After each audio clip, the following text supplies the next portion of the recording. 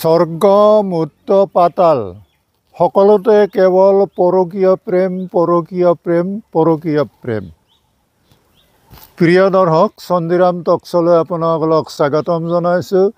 আজি আমি অতি এটা নগণ্য অধ্যায়, যিটো অধ্যায় আমি কোনোদিনে মানৱ জাতিয়ে লক্ষ্য নকৰোঁ, যিটো অধ্যায় আমি কেতিয়াও আত্মা বিশ্লেষণ নকৰোঁ, কিন্তু মাজে মাজে আমি অন্যক সমালোচনা কৰোঁ। সেই অধ্যায়টো হৈছে যে পৰকীয় প্ৰেম পৃথিৱীত কিয় বেছি হৈছে। সেই খাতিৰে আমি কৈছোঁ যে স্বৰ্গত যেতিয়া দেৱতাসকল থাকে, তাতো আমি যদি আখ্যান চাওঁ, যদি পুৰাণ চাওঁ, ৰামায়ণ মহাভাৰত চাওঁ, বেদ চাওঁ, তেতিয়াহ'লে আমি পঢ়ি গম পাওঁ যে স্বৰ্গ ৰাজ্যতো পৰকীয় প্ৰেম আছিল আৰু মূৰ্ততো যথেষ্ট পৰকীয় প্ৰেম আছে। আকৌ পাতালতো যথেষ্ট পৰকীয় প্ৰেম আছে।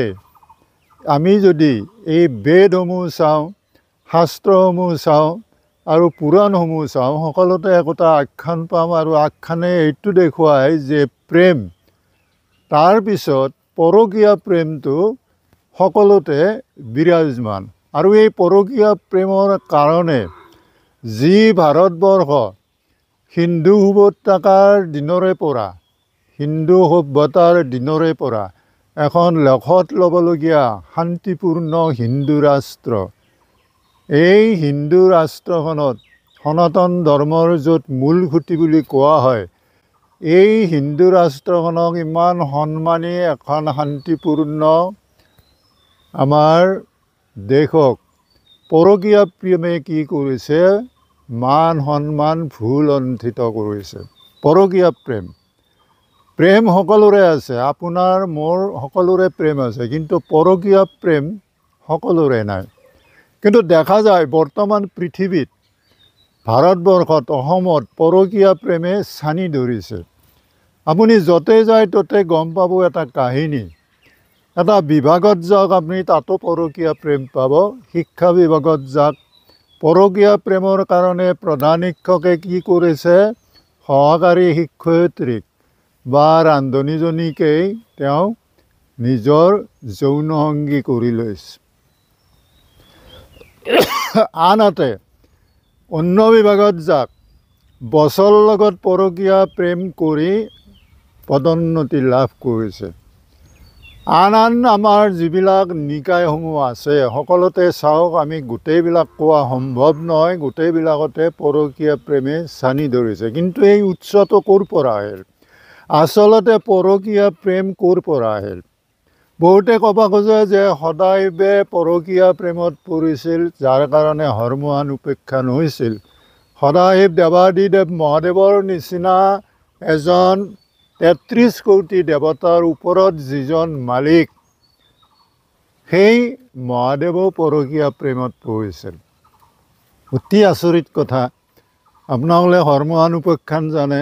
এতিয়া বহুতে ক'ব খোজে যে পৰকীয়া প্ৰেমটো মানুহৰ জন্মলগ্নত থাকে, কিন্তু হয় কেনেকৈ, কিয় হয়?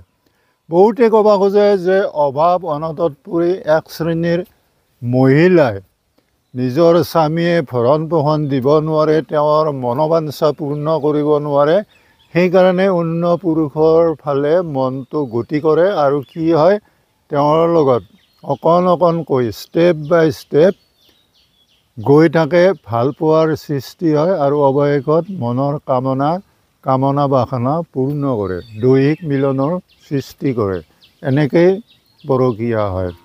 আকৌ ঠিক তেনেকৈ পুৰুষো কিছুমান আছে যে ঘৰত তেওঁৰ সংসাৰ ভাল নহয়, ঘৰুৱা তেওঁ অশান্তিত আছে, ঘৰৰ যিজনী তেওঁৰ লখিমী আছে, সেই লখিমীৰ লগত তেওঁৰ হয়তো কিবা বিবাদ আছে, বা তেওঁ কিবা কাৰণত অসমৰ্থ প্ৰেম নিবেদন কৰাত, সেইকাৰণেও তেওঁ কি কৰে যে ঘৰৰ লখিমীজনীক থাকে ঠিকে ৰাখিও অন্য মহিলাৰ লগত যোগাযোগ কৰি তেওঁৰ কামনা বাসনা পূৰ্ণ কৰে। এনেকুৱাকৈও আমাৰ পৰকীয়া প্ৰেম হৈ যায়।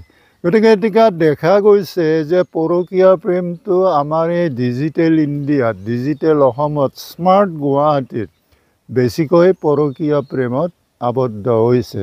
এতিয়া সমাজ বৈজ্ঞানিকসকলে কৈছে যে পৰকীয়া প্ৰেমটো গোটেই আমাৰ যদি দেশখনৰ জনসাধাৰণক চেঞ্চাছ কৰা হয় তেতিয়াহ'লে শতকৰা 30% মানুহ পৰকীয়া প্ৰেমত একেবাৰে গভীৰভাৱে নিমজ্জিত এতিয়াও আছে।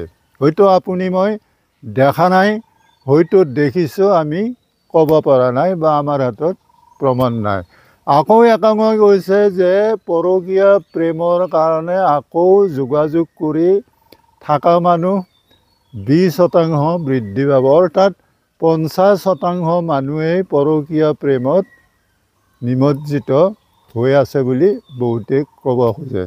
গতিকে এই পৰকীয়া প্ৰেমৰ যিটো বিসংগতি, যিটো বিধ্বস্তিৰ ৰূপ, যিটো দেশখন ধ্বংস কৰিব ধৰিছে, মানুহৰ শান্তি ধ্বংস কৰিছে, ঘৰবিলাক ধ্বংস কৰিছে, এই পৰকীয়া প্ৰেমৰ কাৰণে আপুনি মই সকলো সজাগ হোৱা উচিত। আৰু প্ৰতিজন মানুহ যদি কিছু নিজে নিজে কণ্ট্ৰল হয়, নিজে নিজে যদি তেওঁ নিজকে এটা সামৰ্থ্য অনুযায়ী নিজক যদি বুজাই বঢ়াই ৰাখে তেতিয়াহ'লে পৰকীয়া প্ৰেম কেতিয়াও হ'ব নোৱাৰে। গতিকে বন্ধু বান্ধৱীসকল, এই পৰকীয়া প্ৰেম সম্পৰ্কে যিখিনি ক'লোঁ আপোনাসকলৰ মনোগ্ৰাহী যদি হৈছে চেনেলটো ছাবস্ক্ৰাইব কৰিব, ভিডিঅ'টো শেষলৈ চাব, আৰু আপোনাসকলৰ ক'ব থকা লগা কিবা থাকিলে, ক'বলগীয়া মনৰ ইচ্ছা থাকিলে নিশ্চয় কমেণ্ট বক্সত মতামত দিব পাৰিব। তাৰ কাৰণে আমি আগ্ৰহেৰে বাট চাই থাকিম। ধন্যবাদ।